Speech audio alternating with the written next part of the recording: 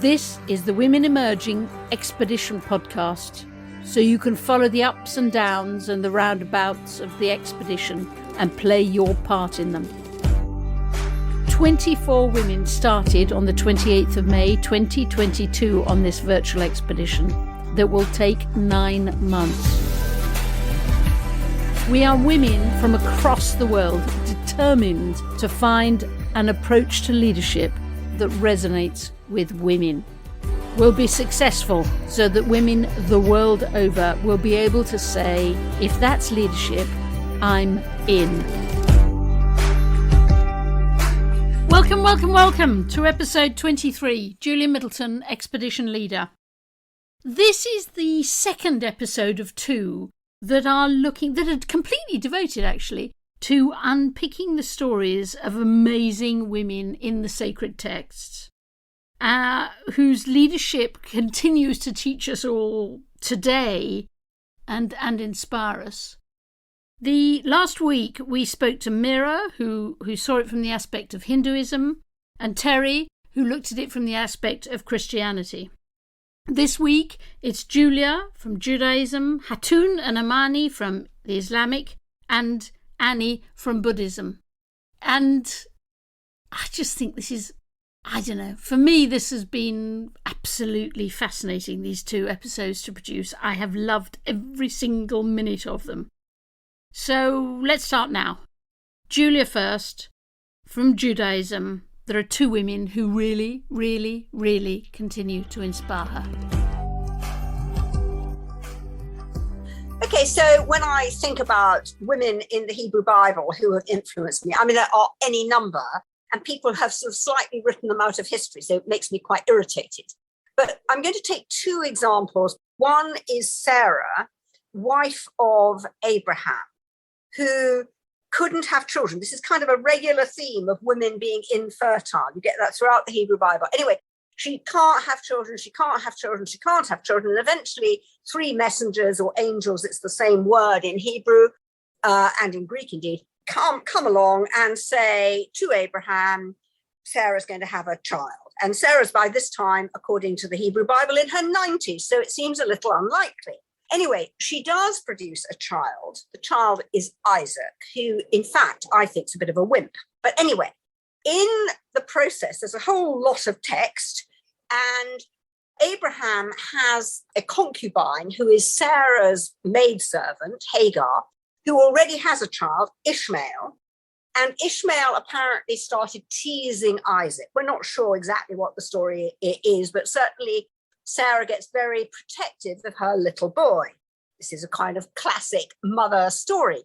And eventually she says to Abraham, you've got to throw Hagar and that Ishmael out.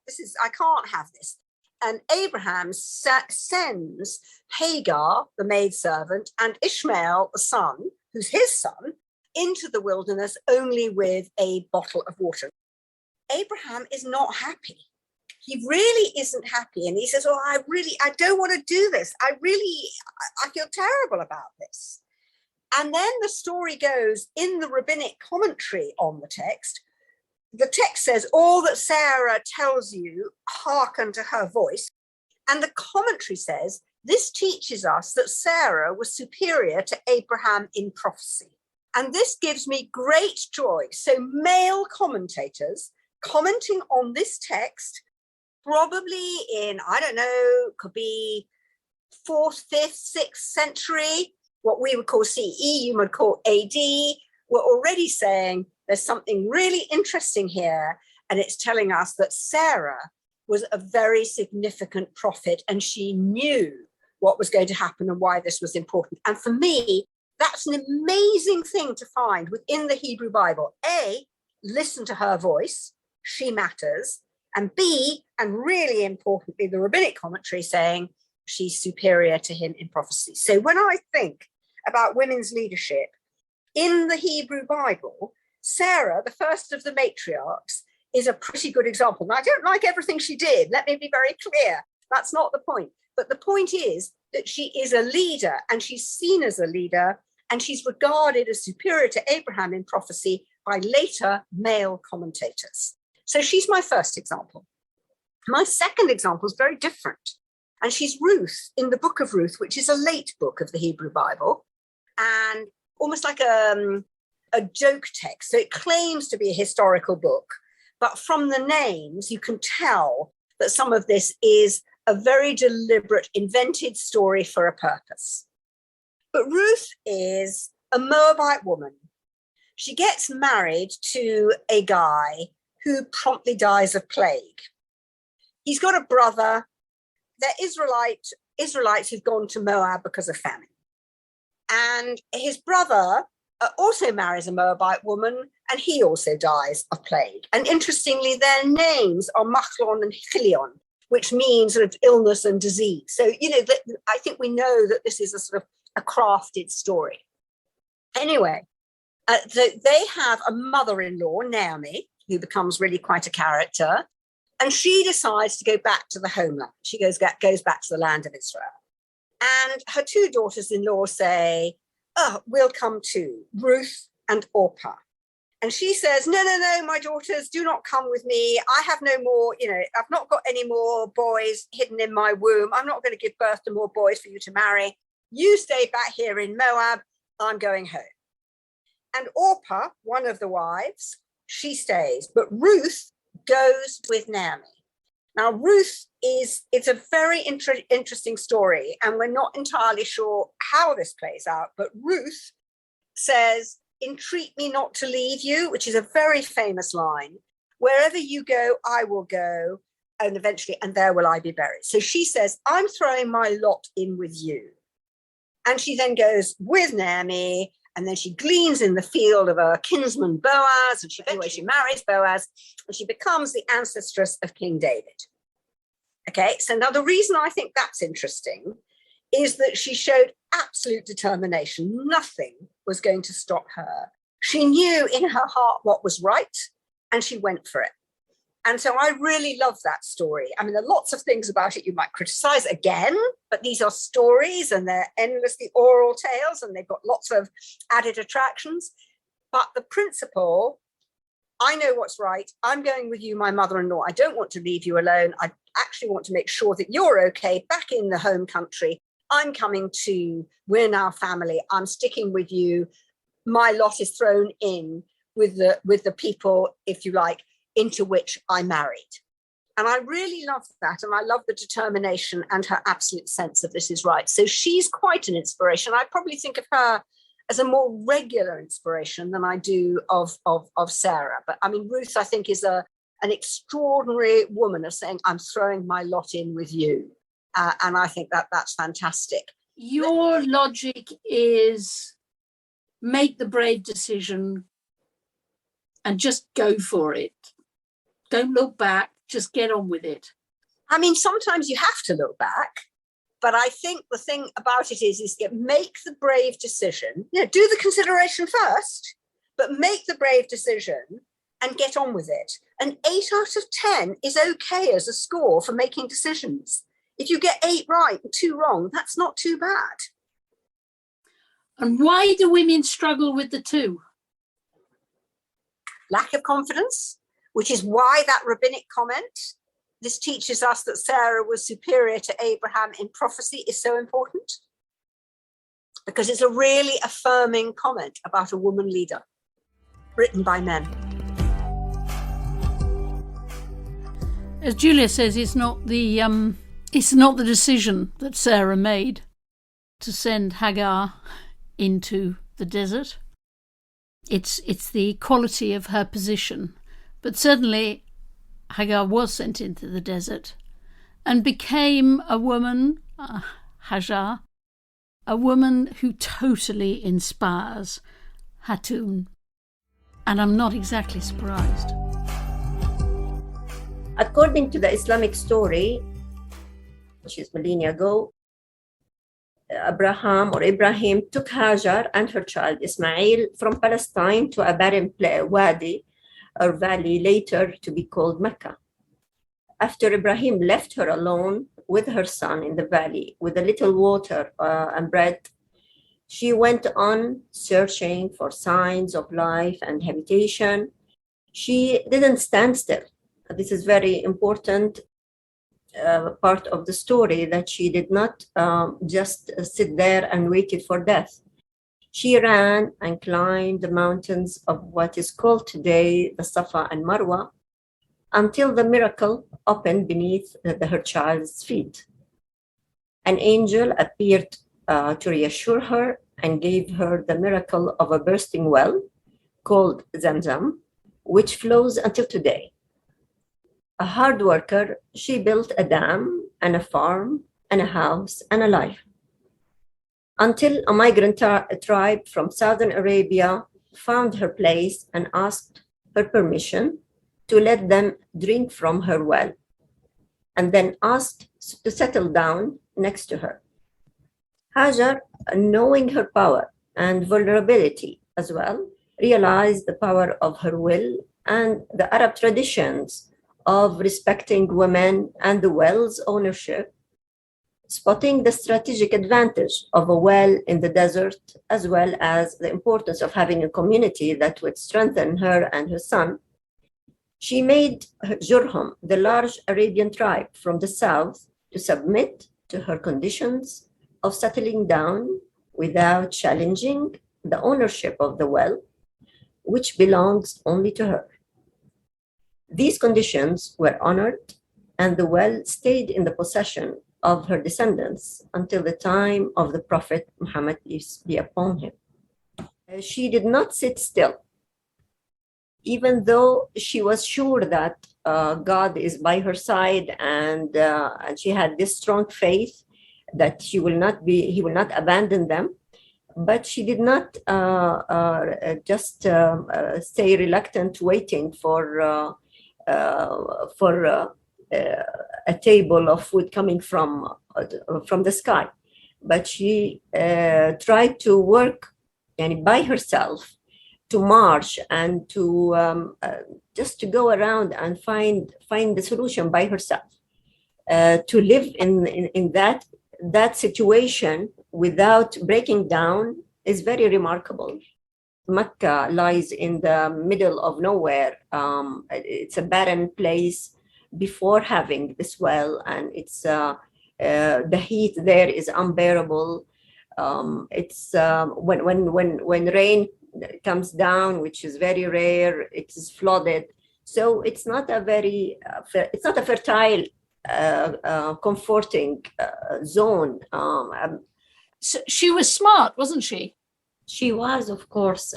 First of all, I mean, to live, to survive in such an environment needs a lot of courage and intelligence. And how has her leadership influenced you? Or she inspires me in keep on going, on try not to concentrate on the past or on what would bring me down. I used her method in keep on working and working and working without looking back, not looking back at any obstacles or even social obstacles that would prevent me from reaching my dream. I don't put a limit to my dream, and I think this is what she did. She would go on building her life step by step, and this is what I prefer to follow. I don't put before me big dreams. I prefer to reach the small dreams ahead of me, and one will lead to another, so that it doesn't put me or it doesn't make me feel that I'm incapable of doing of reaching the big dream. But she inspired me with her courage. I hope that I could have some of her courage and her resilience. For me, it's very delicate situation when I keep on thinking and reflecting on her story. I just I feel that there's always this small lamp and or the small barb that comes up from her story that would brighten my sad times. But I want to say something, a final note about Hajar. I would say that Hajar in Mecca, she became an independent being. She became a free woman, a head of her household, a leader of her own town, a matriarch of a people and of faith. She was the founder of the cradle of Islam, the founder of Mecca. This is what Hajar for me is. If Hatoon is inspired by Hajar, Amany is hugely, of course, inspired by Khadija in the Islamic faith. And Amany, of course, is in Indonesia, the biggest Muslim country in the world. So here you are. Sayyidah Khadijah binti Khuwailid is the first wife of the Prophet Muhammad, peace be upon him. She is a very famous and rich trader. She was married to the Prophet, but she was famous by her richness, and also she traded by herself. And after hearing about the Prophet Muhammad, before he was Prophet, the young Muhammad, he was also a trader. She gave her wealth to young Muhammad, to trade her wealth. This trading process considered as successful. So this made also Khadijah to woo Muhammad, young Muhammad, to marry her. So this is it's unusual also a woman to propose to the man, but she was 40 years old and young Muhammad was 25. Then she's very smart. She has wit. So she right away understand that her husband, the Prophet Muhammad, has a special condition, and she knows that he is the apostle of God. She made her home as a kitchen to everyone, and she buy the food from outside Mecca by her influence. At that time, the tribes in Mecca, the people of Mecca, make a boycott to the family of Prophet and to all the Muslims. The companion of the Prophet boycotted them, so they cannot buy everything, they cannot sell everything, they cannot live in Mecca. That's this hardness they face. But during that time, because of the influence of Khadijah, she can buy foodstuffs from outside Mecca. At that time, we see that the people are divided into slaves and autocrats, or the nobles, and then the people also, the poor, divided the poor and the rich. So by the coming of Islam and the teaching of Islam at the beginning, they unite all of the people and remove all of the levels, the status of the people. So the idea of emancipation, the idea of the sameness at the beginning of the spreading of Islam is very much supported by the wife of Rasulullah. She was rich, and she has all of the privilege as a noble family. So she can help people with in her ease, in her good time.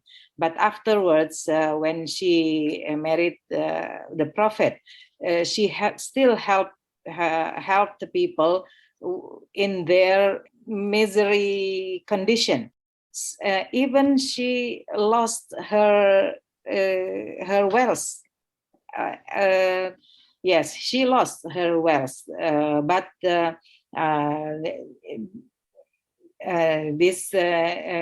she is still helping. She freed many slaves, who become Muslim, and also, like I said, she made her home like kitchen, open kitchen to everyone. Khadija is very special, very strong woman, and very full-hearted woman. She has wit. She has strong desire to fix her society, to help her society. So this is not just a mother or a pious woman, but she is also very, her leadership is obvious in all walks of life. Her role and her dedication is very obvious. And then on to Ani, who looks at the issue from a Buddhist point of view and to the feminine Buddha, Aryatara. As you'll see, Ani didn't exactly quite keep to the brief, but it's fascinating. The name of my school is called Aryatara, and Aryatara is the feminine Buddha, Buddha that we have. We consider her the mother of all Buddha. And in the real story of her, is that such that she's someone who has always made vow to be reborn in the form of a woman, always to liberate all beings, sentient beings, to be free from suffering. In a very mythical story, we have a enlightened being called the compassionate Buddha, and he's been working so hard to liberate all sentient beings from the suffering, and he really worked hard. And then as he worked so hard, but yet when he looks back to evaluate how much of success he has been able to achieve in his work of compassion to liberate beings from suffering, then it's always again same condition back. So he felt so kind of sad, and he cried. So 2 tears rolled down from his eyes, and then these 2 became the 2 Tara. We call the Tara, or the the feminine divine being. We consider them as the female Buddha. So they took the form of 2 feminine divine being, and promised to this compassionate Buddha, saying that don't worry, we'll assist you as long as we need to in fulfilling your desire to eliminate all the suffering from this samsara, or the existence. So that's one of the story. And then there are many other of these feminine divine beings who has been born as the princess, in some countries. And then their practice of their meditation and their,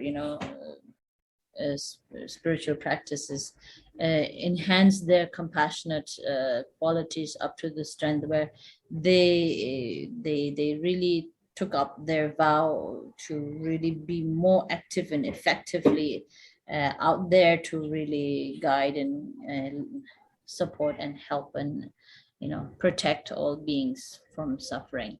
And that inspires me a lot. But otherwise, usually in our kind of very conservative society, people think that being born in the form of a man is supposed to be very superior and supposed to be very fortunate, and they think that man suffers less.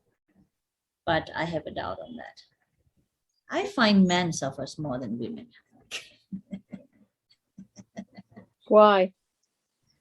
Because you see, they need to control lots and lots of their emotions. if you cry as a man in front of the society, they'll say, oh, such a weak man.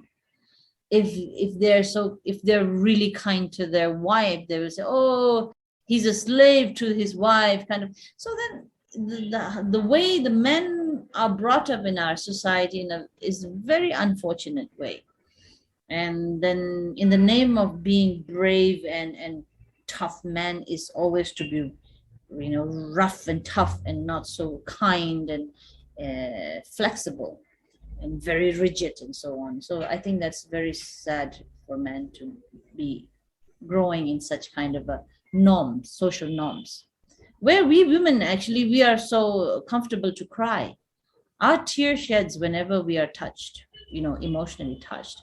And that means like it really helps us to release our stress and release our very suffocating emotions occasionally. And we don't mind to feel weak, vulnerable, and sensitive and soft. These are the qualities which I feel like we as women, we are very strong with these. So for men, it's very tough. In the name of being strong, they become very weak, very fragile. They break. The harder they become, the more fragile they are. And I can sense that in them. And what I experienced in my life in the monastic communities, these men who are the practitioner, the meditation practitioner, gradually I see them becoming more and more feminine. These monks, these great monks, the teachers, you will find them more gentle, more soft, and more sensitive. And their tone of their voice starts to change, more like motherly voice. So that's the transformation I feel like they are making as the sign of their accomplishment in their meditational practices or their spiritual practice, however you say it. And I think that's the ultimate goal, I think, to be kind and soft and gentle. So, and those who are harsh and hard and trying to validate their masculine energy as being very rigid is the most unfortunate way of, validating their superiority. Do you cry? I do. You mean, do I cry? Oh, very frequently. At times I feel bad about it. Like, why am I so easily shed tears in my eyes? And I think at this very age, I think I'm going through premenopausal symptoms of being too emotional occasionally where I don't like it. But then on the other hand, I feel like it's good. It's healthy. So if I found creating this these two episodes fascinating, it's because they've taught me about leadership, the need to learn to say no, from like the brave woman in the forest, and the need to keep on asking questions, as Hadija did. Thank you, Meera, for both of those extraordinary women. The ability to sit under your own tree, from Deborah, and never losing sight of the vision or wanting credit for it. Very, very interesting, Mary. So thank you, Terri, for both the insights into Mary and Deborah, two women you admire. And then Hatoon, whose passion for Hajar, never give way to despair, just proceed step by step. Thank you, Hatoon, so much. Amany, bring everybody with you into your kitchen. You said so many things, but that's the one that's absolutely stuck with me. Bring people into your kitchen. One of the first really inclusive leaders was Hadija. Thank you, Amany. And Julia, Sarah and Ruth, the tough Sarah, who was proclaimed an equal of men, and Ruth, who who made brave decisions and then got on with them, as Julia says. And of course Aryatara, absolutely delicious. A woman who embodies compassion, and who is comfortable in tears, so important, and even has compassion for poor men who Annie feels need it because they can't cry. So as Annie slid away from the brief a little bit, I enjoyed it all immensely. Thank you so much, everybody. Next week, what are we doing next week? Well, do you remember 2 weeks ago we did an absolute dig deep into a group of 17-year-old girls in Pakistan? Now we're going to go deep and talk to some really powerful, interesting leaders in Botswana and find out a little bit more. Lots that I certainly never knew. So anyhow, look forward to next week. Lots of love. Thank you for listening to the podcast. We would love you to follow the expedition and provide your own stories and perspectives. You can do this by subscribing to this podcast and joining the Women Emerging group on LinkedIn, where you can have your say.